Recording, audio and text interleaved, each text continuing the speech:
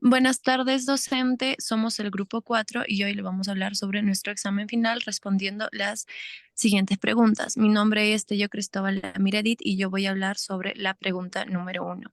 Desde el modelo keynesiano tradicional, ¿qué factores se toma en consideración cuando de política fiscal expansiva se habla al momento de buscar incidir sobre la demanda agregada o nivel de consumo de un determinado país? ¿Y qué factores quedan excluidos de este enfoque? Tomando en consideración lo reseñado en clase.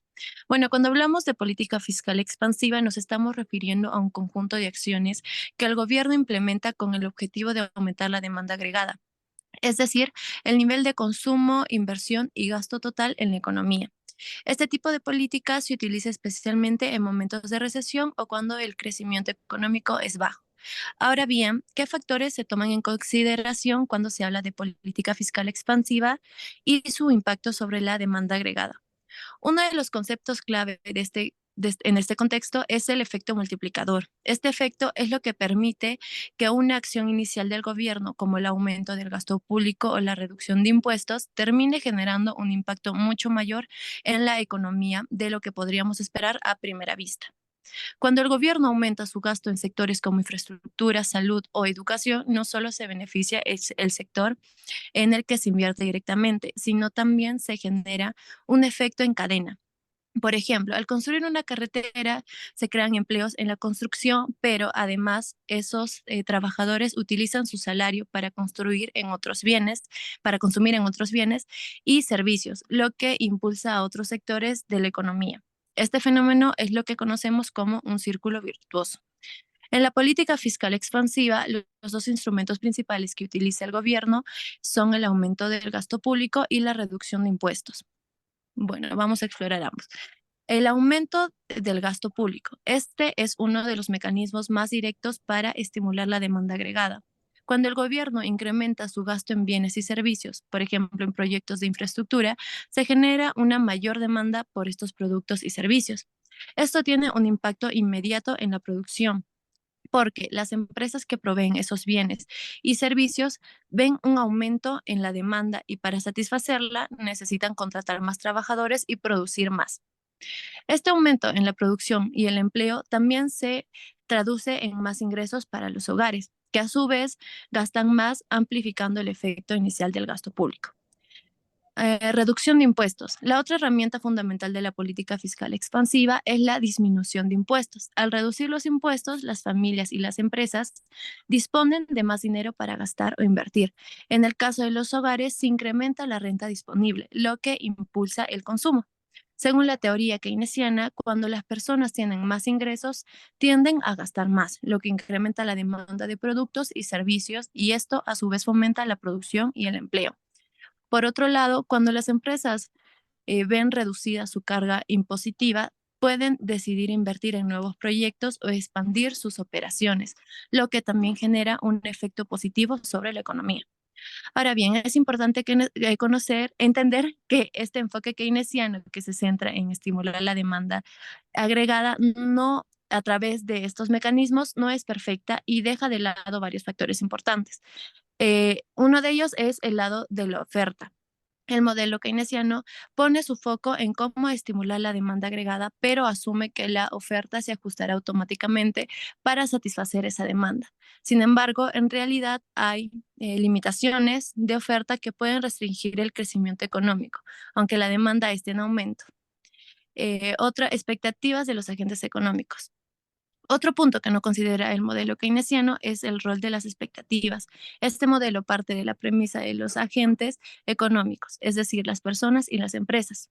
Tienen expectativas estables o predecibles sobre el futuro, pero en realidad las expectativas son muy volátiles y pueden tener un impacto crucial en las decisiones de consumo e inversión. Y dinámica de la deuda. Finalmente, otro factor que queda fuera de este análisis es la dinámica de la deuda pública. La política fiscal expansiva a menudo implica un aumento del gasto público o una reducción de impuestos, lo que puede llevar a un aumento del déficit fiscal y por lo tanto un crecimiento de la deuda pública. En el corto plazo, este tipo de medida puede estar justificado para reactivar la economía, especialmente en momentos de crisis. Sin embargo, a largo plazo, un aumento sostenido de la deuda pública puede generar problemas de sostenibilidad fiscal. Si el gobierno acumula demasiada deuda, esto puede erosionar la confianza de los inversores y otros actores económicos, lo que puede traducirse en un aumento de las tasas de interés o en una menor capacidad del gobierno para implementar nuevas medidas fiscales en el futuro. Continuando con la exposición, mi nombre es Dunker Nina Champi. En este segundo caso tenemos a la empresa Terramóvil, que se dedica a la distribución de fibra óptica de Internet para la región de La Libertad, y juntamente a otras dos compañías hacen el 85% de mercado de distribución de dicho bien o servicio. El resto de los 15% se distribuyen entre 20 empresas de menor envergadura. Y bajo estos preceptos responderemos a la interrogante, que si se puede definir que existen un mercado de competencia perfecta, un oligopolio o un mercado de competencia monopolística. La respuesta que daremos a este caso, que en el mercado de distribución de fibra óptica de Internet en la región de La Libertad, valga la redundancia, se considera claramente que existe un oligopolio, con tres empresas clave que controlan el mercado, lo que repercute en la dinámica competitiva. Para disertar sobre el mercado de competencia imperfecta, esta vez desde el punto de vista del oligopolio, vemos que hay un pequeño número de vendedores, entre 2 y máximo 10 a 15 empresas que dominan el mercado. Cada empresa puede influir en el precio. Ahora veamos cómo se conforma la palabra o el término oligopolio, pues proviene de las raíces o palabras griegas, que oligos significa poco y polen, que significa vender. La particularidad de este mercado entre las más principales es que hay pocos oferentes y muchos demandantes en este tipo de mercado. Se requiere un gran capital para participar debido a la fuerte competencia. Las empresas tienen libertad para actuar según sus propios intereses, ya que hay pocos vendedores y muchos compradores en el mercado. Para justificar esta respuesta, tenemos 4 puntos muy importantes. La primera de ellas es la concentración de mercado. La existencia de tres empresas que controlan el 85% de mercado indican un oligopolio donde unas pocas empresas dominan la oferta, lo que les da un poder muy significativo para influir en los precios y las decisiones del mercado. Como segundo punto tenemos la interdependencia de las decisiones. En un mercado oligopólico, las decisiones sobre precios, publicidad y servicios de una empresa impactan a las demás empresas, ya que solo intervienen tres actores principales del mercado. Como tercer punto tenemos lo que es las barreras de entrada.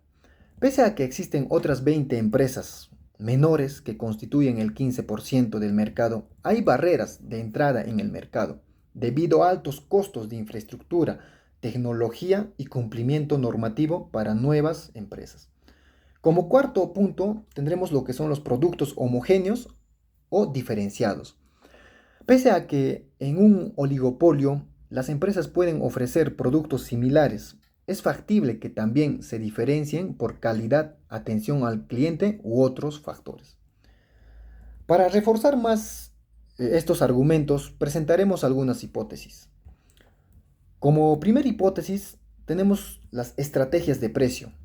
Se puede investigar si las tres empresas principales tienen precios similares y si los precios cambian según los movimientos de los competidores, pueden evidenciar una actividad oligopólica o colusión implícita.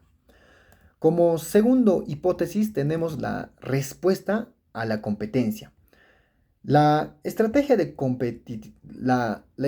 competitiva de la empresa Terramóvil implica examinar si ajusta sus costos o servicios en respuesta a las acciones de otras empresas, considerando obviamente la interdependencia de las decisiones del mercado.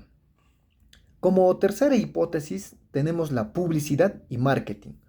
Las grandes empresas intervienen fuertemente en marketing para atraer y retener clientes, utilizando publicidad y promociones para mejorar la calidad del servicio en lugar de reducir o disminuir los precios. Muchas gracias. Continuando con la exposición, el colega va a exponer la pregunta número 3. Bueno, mi nombre es Jorge Aníbal Sea Cayuco. Eh, la pregunta 3 viene sobre los ejemplos, ¿no? Eh, lo que nos dice que de los conceptos estudiados en clase con relación a los factores que desplazan la curva de demanda, brinda dos ejemplos concretos sobre cómo esta varía en la relación con los bienes sustitutos y complementarios, estableciendo las diferencias entre estos y bien normal e interior. Grafique para ambos casos el desplazamiento tomando como supuesto que la curva se expande. Cabe precisar que para una mejor respuesta usted puede establecer supuestos o hipótesis que permitan reforzar sus respuestas. Bueno, en la pregunta 3 lo que hice fue para analizar primero el desplazamiento de la curva de la oferta en relación con los bienes sustitutorios y los factores de producción. Exploraremos dos ejemplos concretos que supongan una contratación de oferta, ¿no? Primer ejemplo, primero vamos a hablar de bienes sustitutos, ya que son como gemelos que pueden reemplazar al otro para satisfacer la misma necesidad, por lo que un aumento en el precio de uno puede generar un aumento en la demanda de otro. Bueno, yo hice el ejemplo uno que viene a ser café de grano, que viene a ser el bien A, y el bien B, el café instantáneo. La explicación, ¿no? Tanto el café de grano como el café instantáneo satisfacen la misma necesidad, proporcionar una bebida estimulante con cafeína. Son intercambiables en el sentido de que un consumidor puede optar por uno y otro dependiendo de factores como el precio y la comodidad y el sabor. Si el precio del café del grano aumenta significativamente, es probable que algunos consumidores cambien al café instantáneo, que generalmente es más barato. La hipótesis que yo saqué de este ejemplo, si el precio del café del grano aumenta en un 20%, la demanda del café instantáneo aumentará un 10% durante el próximo trimestre. Esta hipótesis también establece que existe una relación directa entre el aumento del precio del café de grano y el aumento de la demanda del café instantáneo. Se espera que un aumento del 20% en el precio del café de grano represente un incentivo lo suficiente fuerte para que algunos consumidores busquen alternativas más económicas como el café instantáneo, ¿no? Y el aumento de la demanda del café instantáneo se estima un 10%, por lo que sugiere que no todos los consumidores cambien el café instantáneo, pero que un porcentaje significativo lo hará. Como podemos ver el gráfico uno que está más abajo, eh, el eje, ya que el eje horizontal representa la cantidad ofrecida y el eje vertical muestra el precio sobre las curvas, ¿no? La línea azul que está acá marcada es la oferta inicial y la línea roja es discontinua, que representa la oferta después del desplazamiento. La curva de oferta del café de grano se contrae hacia la izquierda de azul a rojo debido a la reducción del precio del bien sustituto. Y el café instantáneo, esto refleja una menor cantidad ofrecida en los mismos precios debido a la caída de la demanda. Ambos bienes satisfacen la misma necesidad trasladarse de un lugar a otro, especialmente para viajes a larga distancia, ya que son intercambiables en el sentido de un consumidor puede elegir volar o tomar el tren dependiendo de factores como el precio y el tiempo, ¿no? Bueno, acá el ejemplo 2 que podrían observar. Ahí hablamos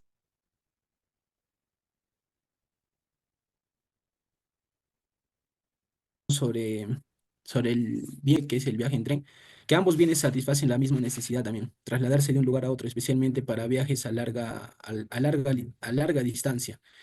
La hipótesis que saqué en el ejemplo 2, si el precio de los billetes de avión, ¿no?, aumenta un 15% para rutas específicamente, la demanda de viaje de tren para esa misma ruta aumentará un 5% en el próximo mes. Como vemos en la imagen también, casi que la primera, el eje viene a ser igual que el gráfico anterior, ¿no? El eje horizontal representa la cantidad y el vertical el precio.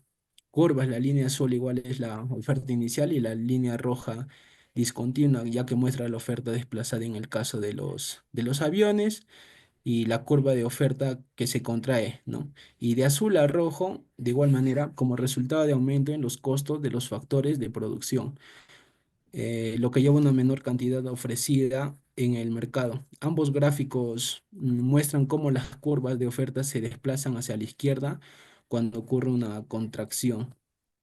Bueno, ese es todo, compañero. Gracias. Doy paso a mi compañera Sharon. Docente, buenas tardes. Para continuar con la exposición, me presento. Mi nombre es Sharon Rivera Julca. Eh, para continuar con la exposición, a mí me tocó bueno, hemos hecho de manera grupal. Voy a exponer lo que es la pregunta 4.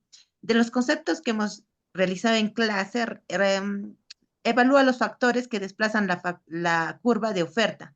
Brinde 2 ejemplos concretos, como es esta varía en relación de los bienes sustitutos y los factores de producción. Y grafique para ambos casos el desplazamiento tomando como supuesto que la curva se contrae. Cabe precisar que para una mejor respuesta usted puede establecer supuestos o hipótesis que permitan reforzar su respuesta. Para poder responder esta pregunta, como usted nos explicó en clase, ¿qué entendemos como factores como bienes sustitutos? Son los productos que pueden ser utilizados en un lugar uno del otro. Cuando el precio de un bien sustituto aumenta, la oferta del bien original tiende a aumentar, ya que los productores que inclinan a ofrecer más del bien cuyo precio ha aumentado. Por ejemplo, como me antecedió mi colega, el café y el té. Para continuar, para hacer una relación exacta entre los bienes sustitutos, acá tengo 2 gráficos de oferta y demanda. Yo consideré 2 productos, lo que es la mantequilla y la manteca. Tengo aquí mi curva de lo que es la mantequilla, donde la curva morada representa la demanda de la mantequilla, mientras que la curva rosada representa la oferta inicial de mantequilla y que digamos que aumente. Si aumenta la oferta de la mantequilla, se puede ver aquí en el otro cuadro que la curva de la manteca se inclinaría hacia la derecha. ¿Eso qué significa? Si la mantequilla decide aumentar el precio, la curva de oferta de la mantequilla se desplazaría hacia arriba, el rosado, y la curva de la demanda de la manteca se desplazaría hacia la derecha. Ahora, ¿cómo influye, por ejemplo, eso en los factores de producción? El factor de producción se tiene en consideración lo que es el trabajo y el capital, y que eso también puede afectar en la oferta. Tengo un ejemplo aquí con lo que es circulante monetario, lo que trabaja en lo que es el Banco Central de Reserva del Perú, es un ejemplo. Tenemos en el eje X monedas de 20,000 soles y en el eje Y billetes de 10,000 soles. Si queremos llegar a la cantidad de 100,000 soles, esta sería nuestra curva. 5 billetes de 20,000 o 10 billetes de 10,000. Por lo tanto, si queremos aumentar lo que es la producción, la curva se iría hacia la derecha, sí, para 200,000. Pero si queremos, por ejemplo, 60,000, se iría hacia la izquierda.